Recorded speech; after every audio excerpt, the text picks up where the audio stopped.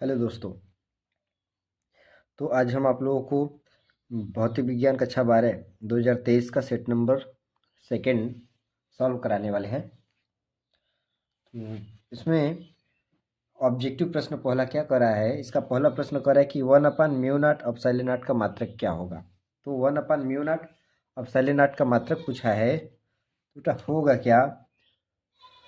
तो ध्यान दीजिए, 1/म्यू नॉट अपसाइलन नॉट का मात्रक पूछा है। तो हम लोग जानते हैं कि म्यू नॉट अपसाइलन नॉट में एक संबंध हम लोग पढ़े होंगे कि म्यू नॉट अपसाइलन नॉट के बीच में संबंध क्या होता है। तो 1/रूट में म्यू नॉट अपसाइलन नॉट का मान सी होता है, जहाँ सी क्या है, प्रकाश की चाल है। तो दोनों तरफ हमने क्या कर दिया, वर्ग कर दिया। जब दोनों तरफ वर्ग करेंगे तो इधर का वर्गमूल क्या होगा, हट जाएगा। 1/म्यू नॉट अपसाइलन नॉट बराबर इधर क्या हो जाएगा, सी का स्क्वायर। हमसे पूछा क्या, 1/एप्सिलॉन naught mu naught epsilon naught का मात्रक पूछा है। तो 1/म्यू नॉट एप्सिलॉन नॉट का मात्रक बराबर इधर क्या है, सी है। तो सी स्क्वायर है, तो सी स्क्वायर का मात्रक।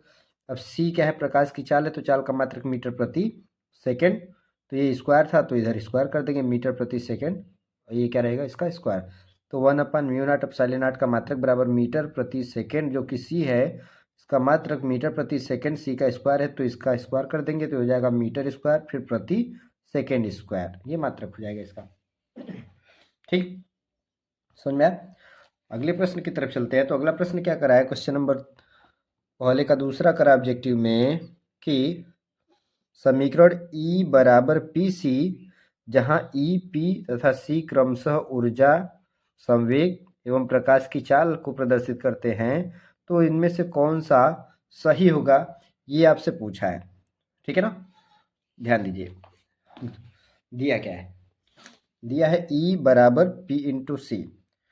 तो अब इसमें E बराबर P इंटू सी है, तो हम लोग जानते हैं P बराबर यम इंटू भी, या वेग यहाँ पे सी दिया है तो यम इंटू सी कर देंगे। ठीक है ना, संवेग बराबर द्रव्यमान गुणे वेग होता है। तो यहाँ P की जगह कितना कर दिए, यम इंटू सी कर दिए हैं ऑप्शन के हिसाब से।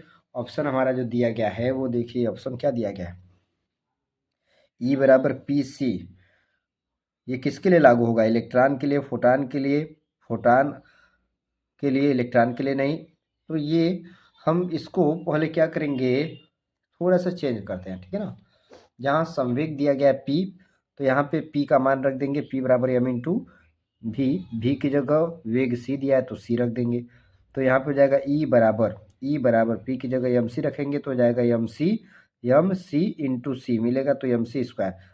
E बराबर यम सी स्क्वायर, ये होता है एनर्जी ऑफ लाइट। E बराबर M C square energy of light, इसको किसने खोजा था, आइंस्टीन ने खोजा था। तो प्रकाश की ऊर्जा को फोटान की ऊर्जा कहते हैं। तो प्रकाश की ऊर्जा को फोटान की ऊर्जा कहते हैं। तो ये जो E बराबर पी इंटू सी दिया गया है, यह किसके लिए सत्य होगा, तो फोटान के लिए। किसके लिए, फोटान के लिए। पहला ऑप्शन करा है इलेक्ट्रॉन एवं फोटान के लिए, नहीं सही है। फिर करा फोटान के लिए लेकिन इलेक्ट्रॉन के लिए नहीं, तो ये सही है। फोटान के लिए होगा लेकिन इलेक्ट्रॉन के लिए नहीं होगा। फिर करा इलेक्ट्रॉन के लिए होगा लेकिन फोटान के लिए, ये भी गलत है। फिर आगे करा न तो इलेक्ट्रॉन के लिए और नहीं फोटान के लिए, ये भी गलत होगा। आई होप आपको समझ में आया होगा। तो दोस्तों, ऐसे ही मज़ेदार सॉल्यूशन के लिए आप सभी लोगों से निवेदन करेंगे कि वीडियो को लाइक कीजिएगा, सब्सक्राइब कीजिए, बेल आइकन भी बजा दीजिए। और हम आपको लगातार ऐसे ही फिजिक्स का आंसर पेपर कराते रहेंगे, जिससे कि आपकी तैयारी बेहतर से बेहतरीन हो जाएगी। चलते हैं अगले प्रश्न की तरफ। अगला प्रश्न क्या करा है, क्वेश्चन नंबर पहले का तीसरा करा है, जैसे ही एक धातु एवं अर्धचालक के ताप में वृद्धि की जाती है। कोई धातु और अर्धचालक के जब ताप में क्या करते हैं, वृद्धि करते हैं, तो होता क्या वो समझिए। तो आप दो पॉइंट याद कर लीजिए। दो पॉइंट कौन कौन सा, कि चालक का जब ताप बढ़ाते हैं तो उसकी चालकता घट जाती है। किसी भी चालक का जब हम ताप बढ़ाते हैं तो उसकी चालकता क्या होती है, डिक्रीज हो जाती है, कम हो जाती है। वहीं अर्धचालक का यदि ताप बढ़ाते हैं तो उसकी चालकता बढ़ जाती है। ठीक है, तो जब इसमें जो दिया गया है वो कह रहा है कि जैसे ही एक धातु एवं अर्धचालक का ताप वृद्धि करते हैं, ताप बढ़ाते हैं, तो क्या होगा, तो धातु का ताप बढ़ाएंगे तो उसकी चालकता क्या होगी, उसकी चालकता कम हो जाएगी। वहीं अर्धचालक का ताप बढ़ाएंगे तो उसकी चालकता बढ़ जाएगी। जो हम लोगों के घर में लाइट आती है, जिस वायर से आती है, जिस तार से आती है, वो चालक है। गर्मी के दिनों में हम लोग देखते हैं कि उस वायर में लाइन जो आता है वो कम हो जाता है, वोल्टेज उसका कम बताता है गर्मियों में। क्यों, तो ताप गर्मी में बढ़ जाता है, तो उस जो वायर का ताप बढ़ने से उसकी चालकता कम हो जाती है, चालकता कम हो जाता है तो लाइन कम आता है। वहीं अगर वायर किसका रहता, अर्धचालक का, चालक का ना होके क्या होता, अर्धचालक का रहता, तो गर्मियों में उसमें चालकता अधिक हो जाती। क्यों? क्योंकि अर्धचालक का ताप बढ़ाने पे चालकता बढ़ जाती है। तो ऑप्शन क्या करा है, दोनों की चालकता बढ़ जाती है। नहीं, धातु का तो चालकता कम हो जाएगा, ये कह रहा है दोनों की चालकता बढ़ जाती है, तो दोनों की चालकता तो बढ़ेगा नहीं। और धातु, जो धातु है उस धातु की चालकता कम होगी और अर्धचालक की चालकता अधिक होगी। अगला ऑप्शन क्या करा है, अगला ऑप्शन करा है कि दोनों की चालकता घट जाती है। ये भी गलत बात है, दोनों की चालकता तो कम नहीं होगा। फिर अगला करा है धातु की चालकता बढ़ जाती है, धातु की चालकता बढ़ती तो नहीं है, ये भी गलत हो गया। फिर आगे करा है धातु की चालकता घट जाती है, अर्धचालक की बढ़ जाती है, ये सही है। धातु की चालकता घट जाएगा और अर्धचालक की चालकता बढ़ जाएगा। ठीक, अगला क्वेश्चन देखिए। अगला क्वेश्चन कह रहा है कि दिए गए फिगर में ए और बी के बीच तुल्य प्रतिरोध, तो ए और बी के बीच में तुल्य प्रतिरोध, तो इसमें कितने प्रतिरोध लगे, 10 ओम ऊपर 10 ओम नीचे, दोनों किस क्रम में, पैरेलल क्रम में। तो पैरेलल क्रम में 10 और 10 का 5 आ जाता, सही रहता 5, लेकिन यहाँ पे क्या लगा है, एक डायोड लगा हुआ है। जब यहाँ पे एक डायोड लगा हुआ है तो इसमें जो रेजिस्टेंस प्रतिरोध लगेगा उस प्रतिरोध का कोई भी मतलब नहीं रहेगा, तो उस प्रतिरोध को हम क्या करेंगे, छोड़ देंगे। ये डायोड इस प्रतिरोध को क्या करेगा, नगण्य कर देगा, इसका कोई मतलब नहीं रहेगा, तो इसको छोड़ देंगे। तो ए और बी के बीच में तुल्य प्रतिरोध कितना आ जाएगा, 10 ओम, इसका 10 ओम आंसर हो जाएगा। ठीक है, अगला ट्रांजिस्टर है, ये आउट ऑफ सिलेबस है, इसको छोड़ते हैं, अगले क्वेश्चन की तरफ चलते हैं। आगे कह रहा है कि अमीटर का नेट प्रतिरोध कम होना चाहिए, अमीटर का नेट प्रतिरोध कम होना चाहिए, जिससे क्या होगा, तो अमीटर किसको मापता है, धारा को मापता है। जब अमीटर का नेट प्रतिरोध कम रहेगा तो वो धारा को प्रेक्षणीय रूप से मापेगा, मतलब एग्जैक्ट वैल्यू बार बार साइंटिफिक वैल्यू देगा। साइंटिफिक वैल्यू को मतलब बार बार मापने से वह बार बार एक ही मान को रिपीट करेगा, जिससे कि उसकी सार्थकता सत्य मानी जाएगी। तो अमीटर का नेट प्रतिरोध जब कम होगा तो उससे मापी जाने वाले धारा में प्रेक्षणीय परिवर्तन नहीं होता है।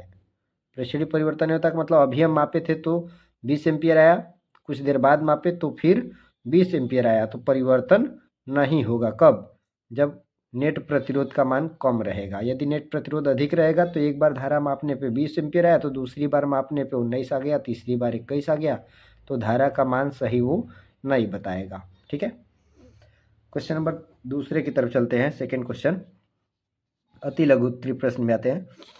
कराए, हाइड्रोजन परमाणु में इलेक्ट्रॉन की कक्षीय गति का न्यूनतम कोणीय संवेग क्या होगा। तो न्यूनतम कोणीय संवेग, ये बोहर के परमाणु मॉडल में हम लोग पढ़े हैं, इलेक्ट्रॉन के, हाइड्रोजन परमाणु में इलेक्ट्रॉन का कक्षीय गति में न्यूनतम कोणीय संवेग, तो कोणीय संवेग का फार्मूला बोहर के सिद्धांत से, ध्यान दीजिए, बोहर के सिद्धांत से कोणीय संवेग का जो फार्मूला होता है वह कोणीय संवेग इज इक्वल टू NH/2 का पूर्ण गुणज होता है। ये बोहर के नियम में पहला पॉइंट बताया गया है कि किसी कक्षा में घूमते हुए इलेक्ट्रॉन का कोणीय संवेग H/2 का क्या होता है, पूर्ण गुणज होता है। तो n जहाँ पे क्या कक्षाओं की संख्या है, न्यूनतम कोणीय संवेग की बात करेगा तो उसके लिए पहली कक्षा लिया जाएगी। अधिकतम कोणीय संवेग की बात करता तो अधिकतम कोणीय संवेग के लिए n बराबर इनफाइनाइट, अधिकतम कक्षा अनंत, वही न्यूनतम के लिए पहली कक्षा, अधिकतम के लिए अंतिम कक्षा अनंत हो जाएगा। तो न्यूनतम पूछा है तो n बराबर कितना रखेंगे, 1 रख देंगे, तो यहाँ पे संवेग हो जाएगा H/2, कोणीय संवेग बराबर कितना, H/2 हो जाएगा। ठीक है, अगले प्रश्न की तरफ चलते हैं। दूसरे प्रश्न का दूसरा भाग क्वेश्चन कर रहा है कि लेंस के प्रकाशीय केंद्र को परिभाषित कीजिए। तो लेंस का प्रकाशीय केंद्र होता क्या है। अब चाहे उत्तल लेंस हो चाहे अवतल लेंस हो, तो ध्यान दीजिए, ये कौन सा लेंस है, कॉन्वेक्स लेंस है, ये कौन सा है, कॉनकेव लेंस है। तो दोनों के ये जो मिड पॉइंट है, मिडिल पॉइंट है, इसी मिडिल पॉइंट का नाम होता है क्या, प्रकाशिक केंद्र। परिभाषित कैसे करेंगे, लेंस के मध्य बिंदु को प्रकाशिक केंद्र कहते हैं। प्रकाशिक केंद्र को ओ से इसमें इंडिकेट किया जाता है, कहीं कहीं पे सी से भी इंडिकेट किया गया होगा, दोनों सही है। ठीक है, अगले प्रश्न की तरफ चलते हैं। आगे करा है कि कार्बन 12 और कार्बन 14 में कितने प्रोटॉन एवं कितने न्यूट्रॉन की अधिकता होती है। तो कार्बन 12 और कार्बन 14 की बात हो रही है।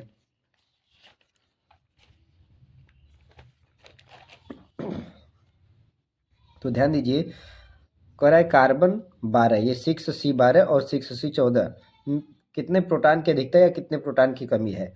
तो प्रोटॉन की संख्या बराबर परमाणु क्रमांक होता है, ठीक है ना।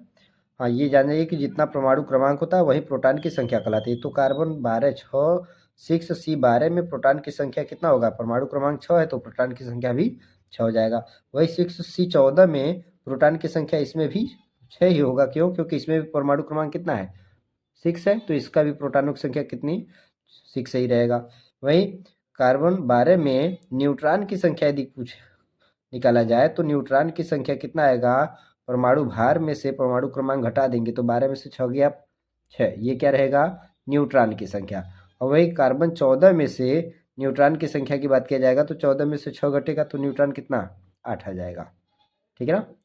तो कार्बन 12 और कार्बन 14 में प्रोटॉन की संख्या क्या है, समान है। लिख देंगे, उसी में कंक्लूजन में लिखेंगे 6C12 तथा 6C14 में प्रोटॉन की संख्या समान है। प्रोटॉन की संख्या क्या है, समान है, जबकि ये जो 6C14 है इसमें न्यूट्रॉन की संख्या 6C12 से कितना अधिक है, 2 अधिक है। जबकि 6C14 में 6C12 से 2 न्यूट्रॉन, कितने न्यूट्रॉन, 2 न्यूट्रॉन की अधिकता है,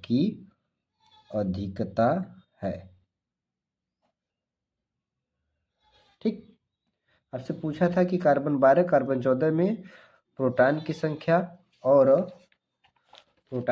और किसकी, न्यूट्रॉन की संख्या में किसकी अधिकता होती है। तो प्रोटॉन की संख्या तो समान होती है जबकि न्यूट्रॉन में 2 की अधिकता होती है, ठीक है ना, न्यूट्रॉन में 2 की अधिकता होती है।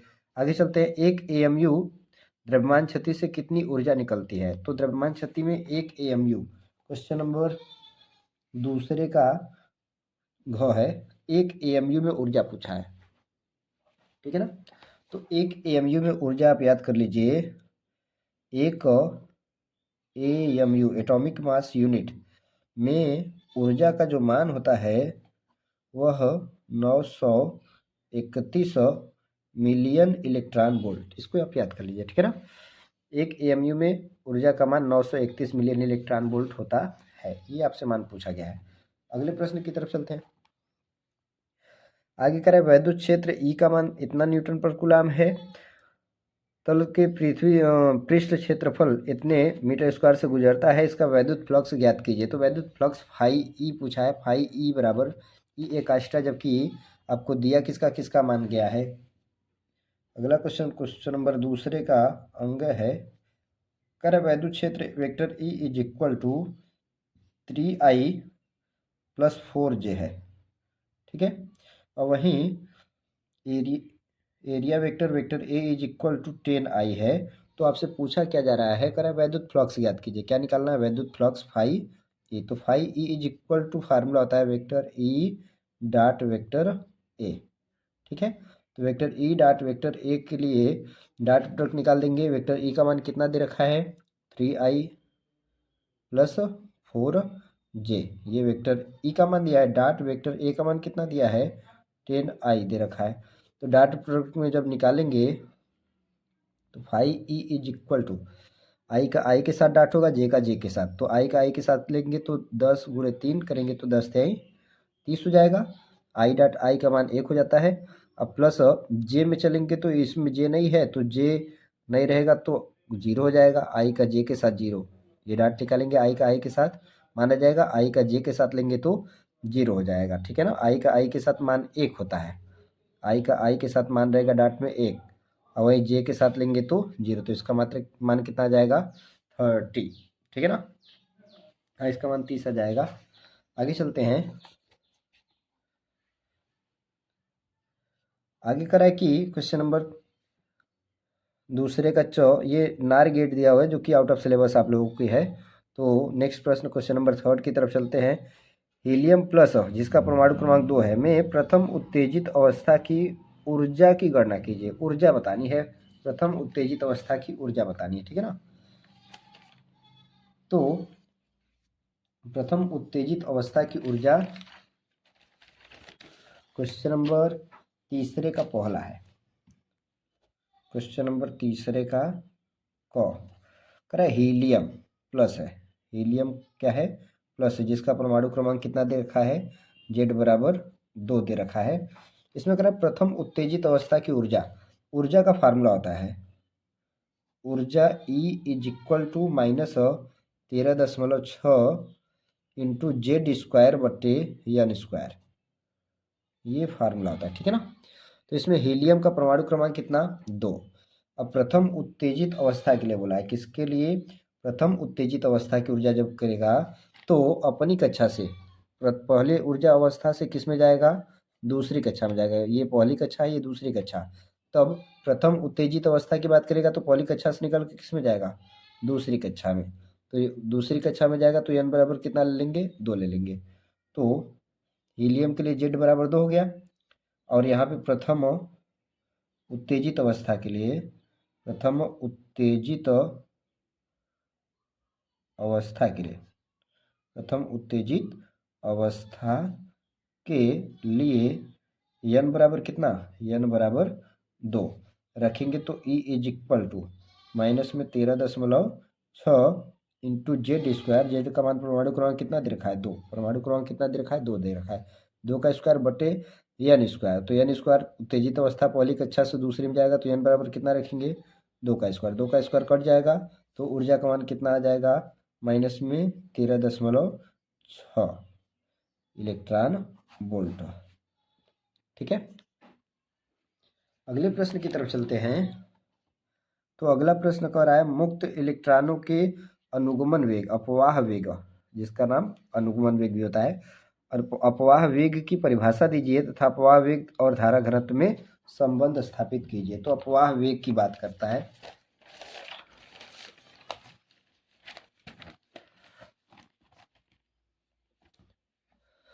तो अनुगमन वेग की परिभाषा पूछा है। क्या कह रहा है? कह रहा है कि मुक्त इलेक्ट्रॉनों के अपवाह वेग की परिभाषा दीजिए। तो अपवाह वेग की परिभाषा, अनुगमन वेग जिसको कहते हैं, तो होता क्या है? किसी चालक में विद्युत क्षेत्र के प्रभाव से इलेक्ट्रॉन जिस औसत वेग से गति करते हैं उसे अनुगमन वेग कहते हैं। कह रहा है किसी चालक में विद्युत क्षेत्र के प्रभाव से इलेक्ट्रॉन जिस औसत वेग से गति करते हैं उसे अनुगमन वेग कहते हैं। जैसे ये चालक है, इस चालक में बहुत सारे क्या है? इलेक्ट्रॉन है। जब बहुत सारे इलेक्ट्रॉन वैद्युत क्षेत्र में ये जाएगा चालक, तो इन इलेक्ट्रॉनों पे क्या लगेगा? बल लगेगा, जिससे ये क्या करेंगे? गति करने लगेंगे। तो इनका जो औसत वेग होगा, इसी औसत वेग को कहेंगे अनुगमन वेग।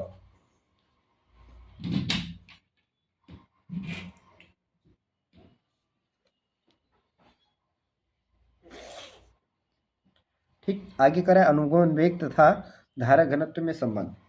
अच्छा, ये जो अनुगमन वेग है इसे एक और नाम से याद रखिएगा, इसे ड्रिफ्ट वेलोसिटी भी कहते हैं। इसका जो मान होता है वो 10⁻⁴ मीटर प्रति सेकेंड होता है, ठीक है ना। अनुगमन वेग का मान 10⁻⁴ मीटर प्रति सेकेंड मान होता है। आगे संबंध पूछा है कि अनुगमन वेग और धारा घनत्व में संबंध क्या होता है।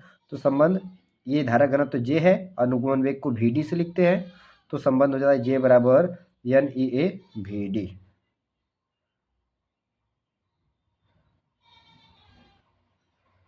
J बराबर NEA VD, ठीक है। आगे चलें।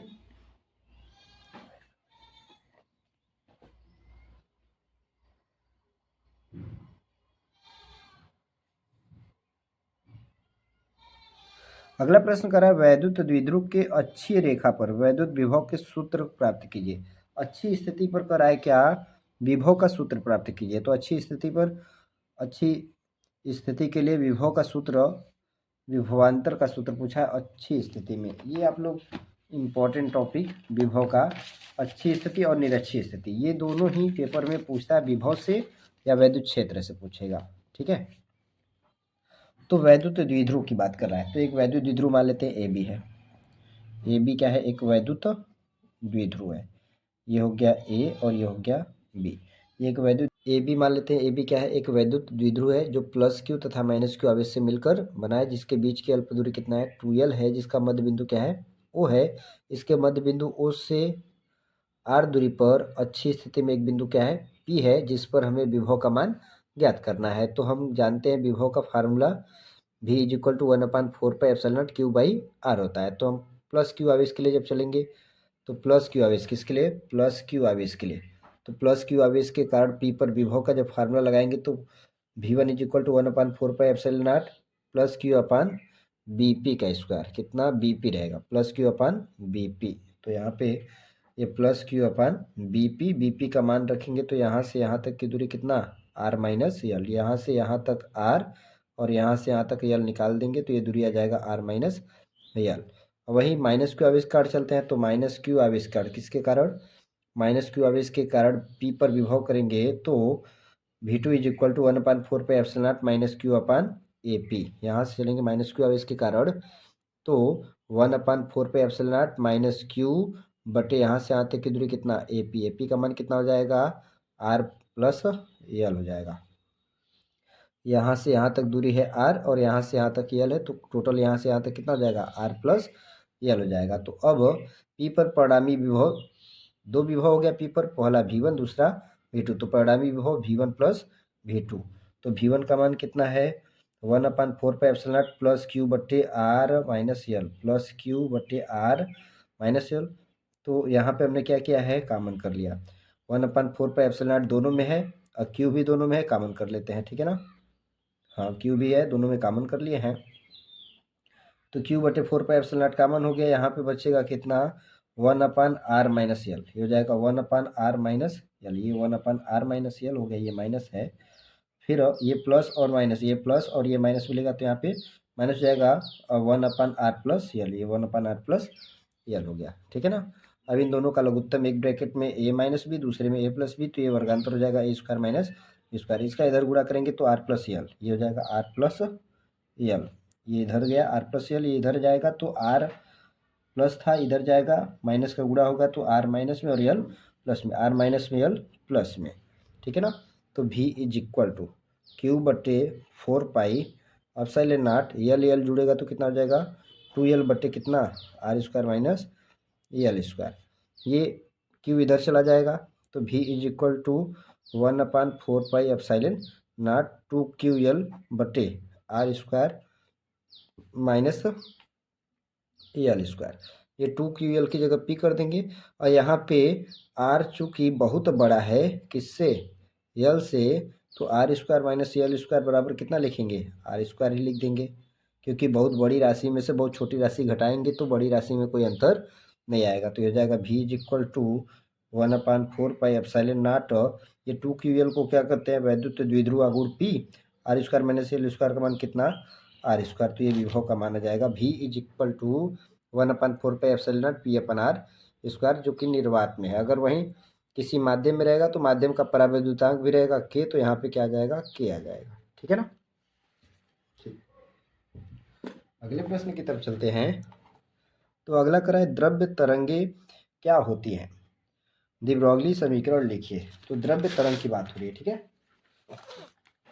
तो द्रव्य तरंग किसे कहते हैं, तो ध्यान दीजिए, द्रव्य तरंग डी ब्रोगली के अनुसार द्रव्य तरंग किसको कहते हैं, तो प्रत्येक गतिमान कण से एक तरंग संबंधित होता है, प्रत्येक गतिमान कण से एक तरंग संबद्ध होता है जिसे द्रव्य तरंग कहते हैं। डी ब्रोगली समीकरण लैम्डा इज इक्वल टू द्रव्य तरंग के लिए तरंग दैर्ध्य का जो सूत्र होता है, दी ब्रोगली तरंग दैर्ध्य lambda is equal to H upon P, इसी को दी ब्रोगली समीकरण कहते हैं। आपसे पूछा है दी ब्रोगली समीकरण लिखिए, तो दी ब्रोगली समीकरण lambda is equal to H upon P, जहाँ लैम्डा तरंग दैर्ध्य है और एच प्लांक कांस्टेंट है और पी क्या है, संवेग है, ठीक है ना। हाँ 2 नंबर में आपको इतना ही करना है।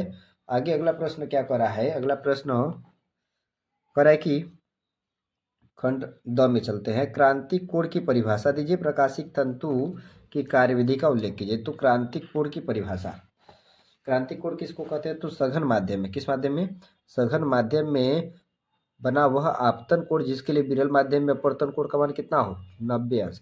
जब विरल माध्यम में अपवर्तन कोण का मान 90 अंश होता है, सघन माध्यम को 2 कहते हैं, विरल माध्यम को 1 कहते हैं। ध्यान दीजिए, सघन माध्यम 2 और विरल माध्यम 1। तो जब विरल माध्यम में अपवर्तन कोण का मान कितना हो, 90 अंश हो, तो सघन माध्यम में जो आपतन कोण होता है उसी का नाम क्या होता है, क्रांतिक कोण। परिभाषा देखिए, सघन माध्यम में बना वह आपतन कोण जिसके लिए विरल माध्यम में अपवर्तन कोण का मान 90 अंश होता है, क्रांतिक कोण कहलाता है। इसे सी से प्रदर्शित करते हैं। तो स्नेल के नियम से चलेंगे तो 2 से प्रकाश किस में जा रहा है, 1 में। ये 2 से जा रहा है किस में, 1 में। तो 2n1 क्या लिखेंगे, 2n1 बराबर साइन आई बटे साइन आर। तो साइन आई बटे साइन आर, आई को ही क्या कहेंगे, सी कह देंगे। कब, जब आर का मान 90 अंश रहेगा। तो आई की जगह सी करेंगे और आर की जगह 90 अंश कर देंगे। तब यहाँ से 2n1 इज इक्वल टू जाएगा साइन सी बटे 9 साइन 90 का मान 1। इसको जब हम उत्क्रमणीयता से उल्टा करेंगे तो 2n1 की जगह 1n2 करेंगे तो ये भी उल्टा हो जाएगा 1/साइन सी। तो 1n2 बराबर 1/साइन सी, जहाँ 1 है विरल माध्यम और 2 है सघन माध्यम। ठीक, अगला प्रश्न देखते हैं। अगला प्रश्न कह रहा है कि एक धातु का कार्यफलन, कह रहा है एक धातु का कार्यफलन इतना जूल है, यदि इस धातु में इतना हर्ट्ज आवृत्ति का प्रकाश किरण पुंज डाला जाए तो संबद्ध संस्तब्ध विभव की गणना कीजिए। संस्तब्ध विभव बताना है। ठीक है, चलिए देखते हैं।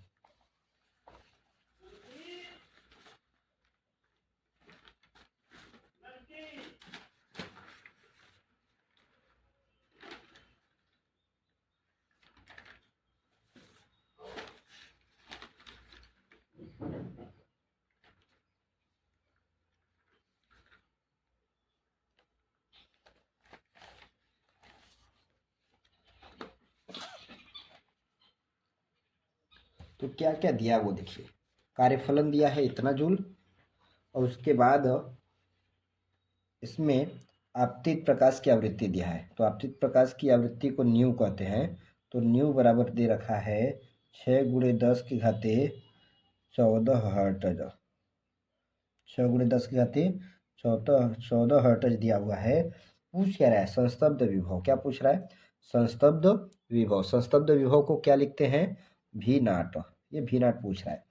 तो आइंस्टीन के प्रकाश वैद्युत समीकरण से हम लोग जानते हैं एच न्यू बराबर कार्यफलन W प्लस ई के।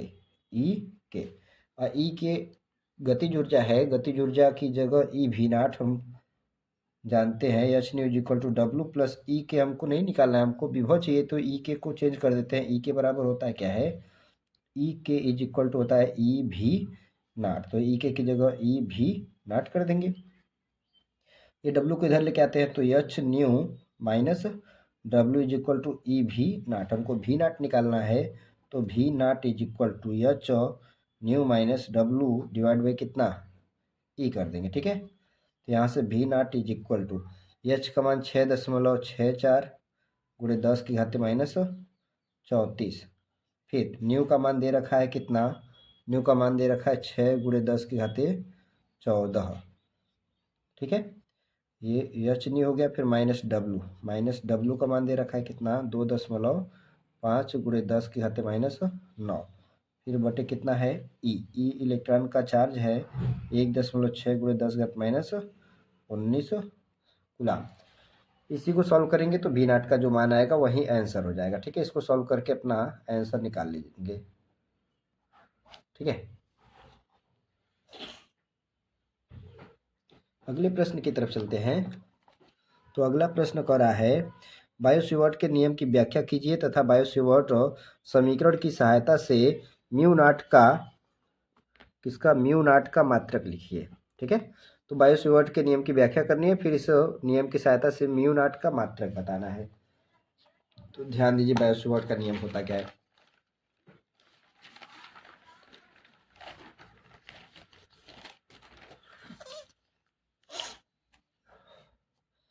तो बायो-सेवर्ट का नियम, बायो-सेवर्ट दो वैज्ञानिक थे, बायो और सेवर्ट, दोनों फ्रांस के रहने वाले थे।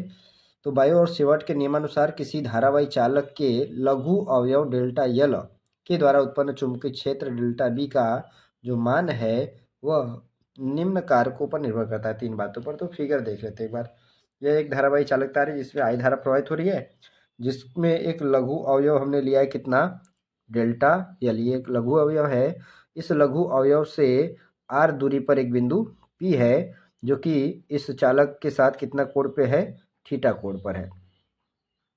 तो थीटा कोण पर लघु अवयव से r दूरी पर एक बिंदु P है जिस पर हमें चुंबकीय क्षेत्र का मान ज्ञात करना है, और ये जो ज्ञात किया जाएगा वो किसके नियम पे, बायो-सेवर्ट के नियम के आधार पे किया जाएगा। ठीक है, तो बायो-सेवर्ट ने कहा था कि चुंबकीय क्षेत्र का जो मान है लघु अवयव में धारावाही चालक के कारण वह निम्न कारकों पर निर्भर करता है। पहला, यह चालक में प्रवाहित धारा के अनुक्रमानुपाती होता है। ये जो चुंबकीय क्षेत्र का मान है वह उसमें प्रवाहित धारा की क्या है, अनुक्रमानुपाती होता है।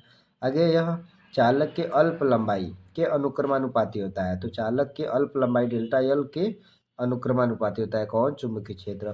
फिर कह रहा है यह चालक की अल्प लंबाई तथा बिंदु P से मिलाने वाली रेखा के बीच बने कोण की ज्या के अनुक्रमानुपाती होता है। मतलब चुंबकीय क्षेत्र का जो मान है वह साइन थीटा के अनुक्रमानुपाती होता है। तो थीटा क्या है, यह अल्प लंबाई, ये जो अल्प लंबाई हमने लिया है यहाँ से यहाँ तक अल्प लंबाई, इस अल्प लंबाई तथा बिंदु P को मिलाने वाली रेखा के बीच बना कोण है। अल्प लंबाई तथा बिंदु P से मिलाने वाली रेखा के बीच बना कोण है। इसी कोण का ज्या, ज्या का मतलब साइन, तो इसी कोण के ज्या के अनुक्रमानुपाती होता है कौन, चुंबकीय क्षेत्र का मान। चुंबकीय क्षेत्र delta B proportional to sine theta.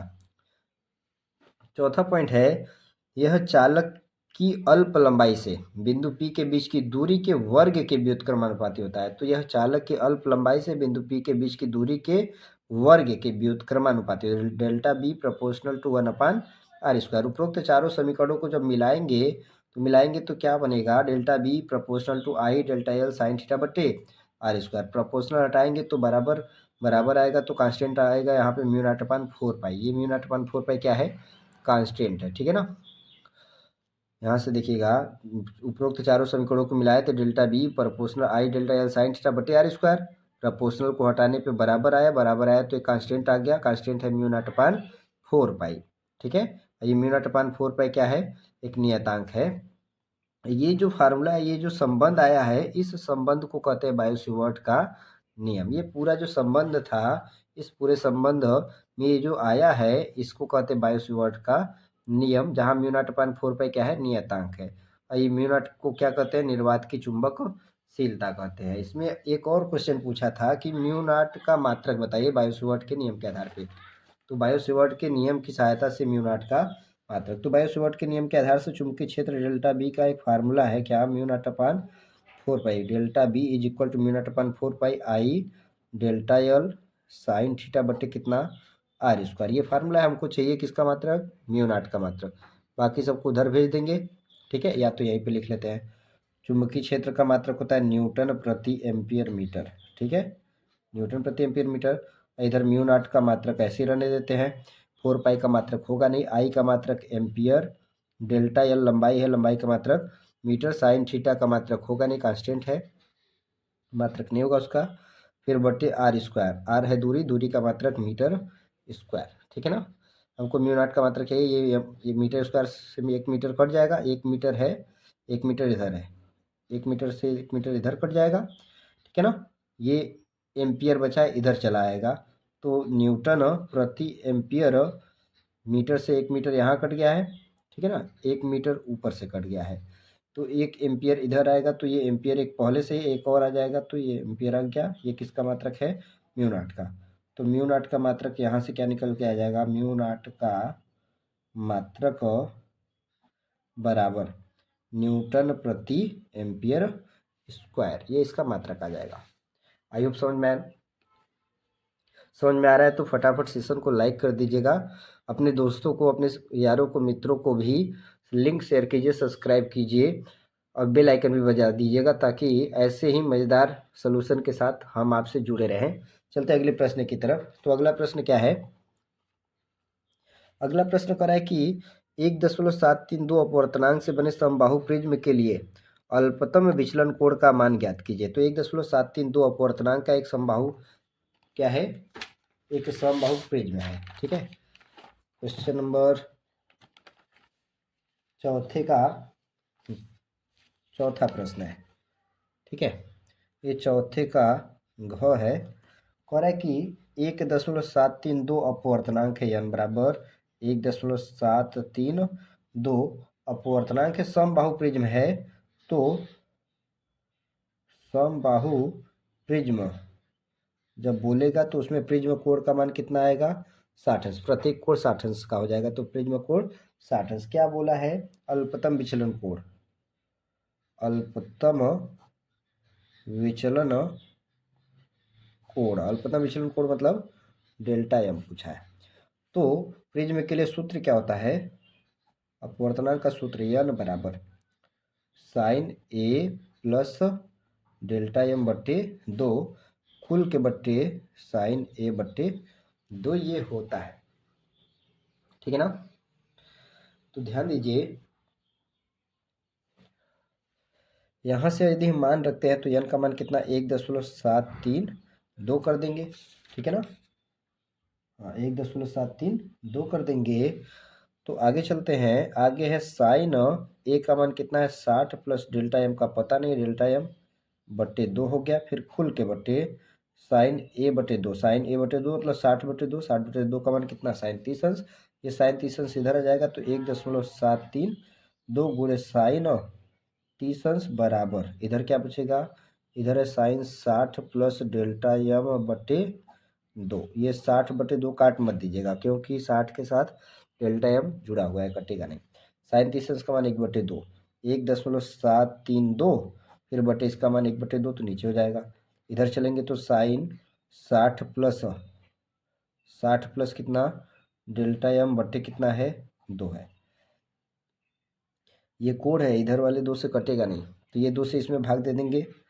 तो भाग देने पर मान इसका आएगा लगभग 0.17 है, तो 2 बट्टे 16 ये हो जाएगा। और 2/16 हो गया, फिर भाग देंगे, ये 13 हो जाएगा, 2 छक्के 12। इसके बाद कितना बचा है, एक बचा है, 2 छक्के 12 बराबर। इधर चलते हैं, साइन 60 प्लस डेल्टा एम बट्टे 2, ठीक है।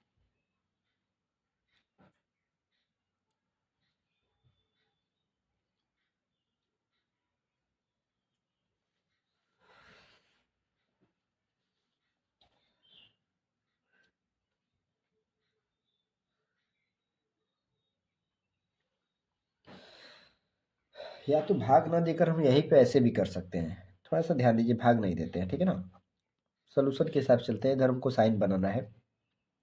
1.732 किसका मान होता है, कॉर्डी में 3 का √3 का मान होता है। 1.732 किसका मान होता है, √3 का वैल्यू, और नीचे कितना है 2 है, तो ये √3/2 बराबर साइन 60 प्लस डेल्टा एम बटे 2। अब ये √3/2 साइन में कितने अंश का मान होता है, तो साइन कितने अंश का मान होता है 60 अंश का। Sine 60 is equal to sine 60 plus delta M बट्टे 2।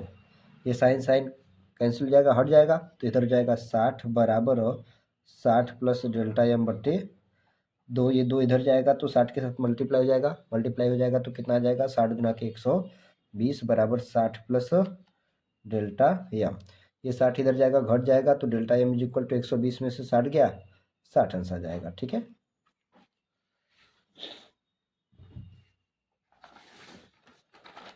अगले क्वेश्चन की तरफ चलते हैं।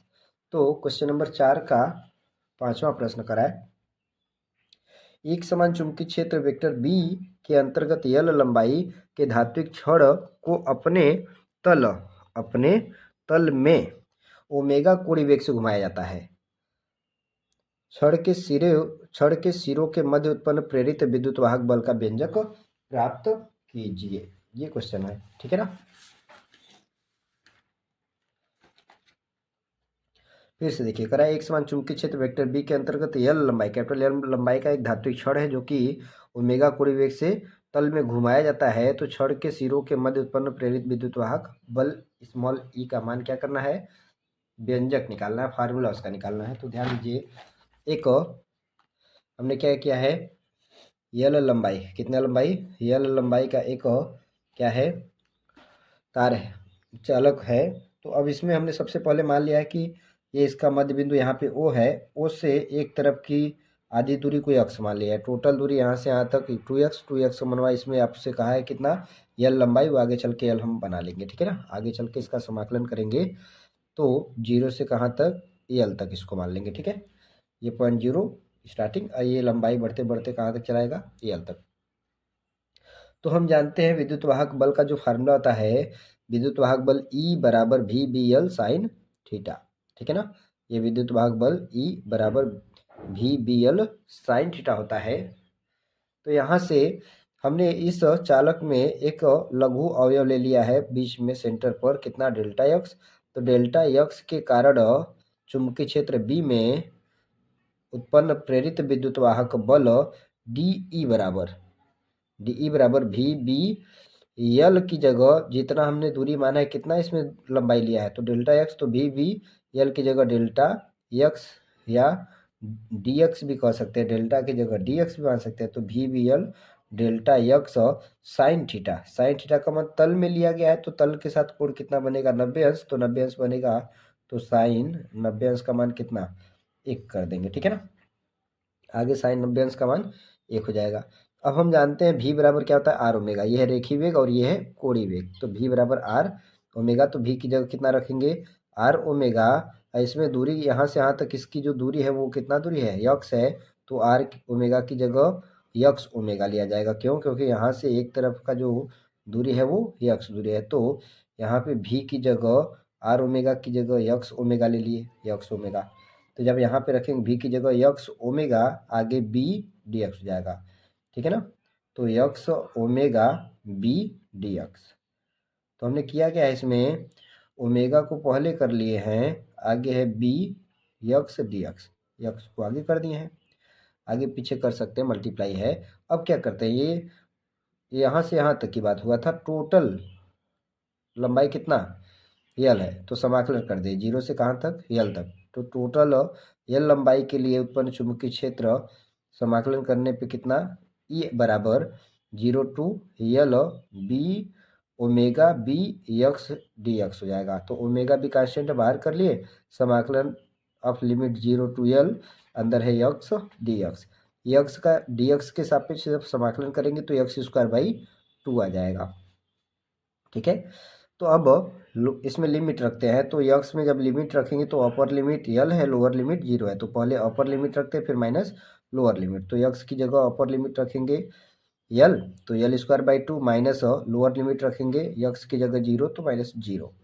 तो ये माना जाएगा 1/2, यल इधर आ जाएगा, तो ओमेगा बी यल स्क्वायर बटे 2, ओमेगा बी यल स्क्वायर बटे 2, या कह सकते हैं ई बराबर प्रेरित विद्युत वाहक बल ई बराबर 1/2 ओमेगा बी यल स्क्वायर, ये व्यंजक आ जाएगा, ठीक है। ये हमारा व्यंजक जो कि पूछा गया है। आई होप समझ में आया। दोस्तों क्वेश्चन नंबर तीसरे का जो दूसरा प्रश्न था, अनुगमन वेग की परिभाषा, जिसमें कि किसी चालक में विद्युत क्षेत्र के प्रवाह से इलेक्ट्रॉन जिस औसत वेग से गति करता है, जिसको कि उसी को क्या कहते हैं, अनुगमन वेग कहते हैं। इसे ड्रिफ्ट वेलोसिटी से भी प्रदर्शित करते हैं। इसका मान 10⁻⁴ मीटर प्रति सेकंड होता है। उसी में अगला पार्ट था अनुगमन वेग तथा धारा घनत्व में संबंध। तो ध्यान दीजिएगा, यहाँ पे आई धारा है, आई बराबर होता है N E A V D, और धारा घनत्व तो जे बराबर होता है आई बाई ए। एकांक क्षेत्रफल से होकर गुजरने वाले धारा को कहते हैं धारा घनत्व, ठीक है। तो यहाँ से आई का मान एन ई ए, जब वी डी रखेंगे N E A V D और बटे आई ए करेंगे, ए से ए कट जाएगा, तो धारा घनत्व तो जे बराबर आएगा एन ई वी डी, ठीक है। हाँ, ये संशोधन कर लीजिएगा। तो दोस्तों ऐसे ही अंशाल पेपर के मज़ेदार सलूशन के लिए हमारे साथ जुड़े रहिए। प्लीज़ अच्छा लगा हो तो सेशन को लाइक, सब्सक्राइब और अपने दोस्तों को भी शेयर ज़रूर कीजिएगा।